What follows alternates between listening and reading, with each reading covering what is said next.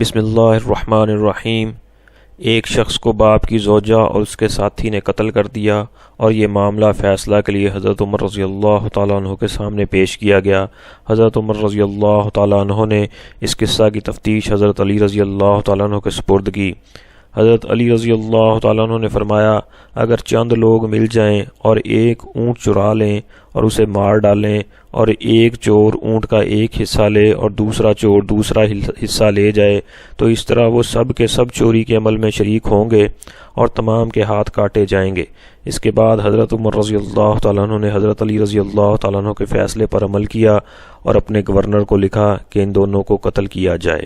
اسی طرح ایک اور واقعہ پیش آیا۔ حضرت جابر انصاری رضی اللہ تعالیٰ عنہ سے روایت ہے کہ ایک شخص آیا اور اس نے کہا کہ میں نے بحالت جماع انزال باہر کرتا ہوں اور اب میری بیوی حاملہ بھی ہو چکی ہے، یہ کیسے ممکن ہے؟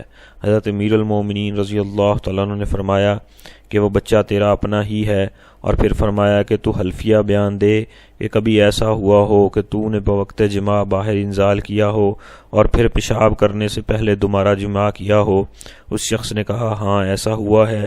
حضرت علی رضی اللہ تعالیٰ عنہ نے فرمایا ایسا ہے تو پھر بیٹا تیرا ہے۔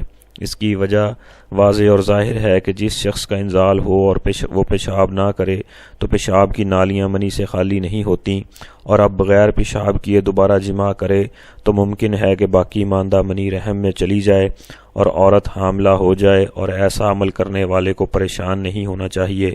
اللہ رب العزت مجھے اور آپ کو اور پوری امت مسلمہ کو حضور صلی اللہ علیہ وسلم کے طریقوں کے مطابق اللہ رب العزت کے حکموں کو پورا کرنے کی توفیق نصیب فرمائے، آمین۔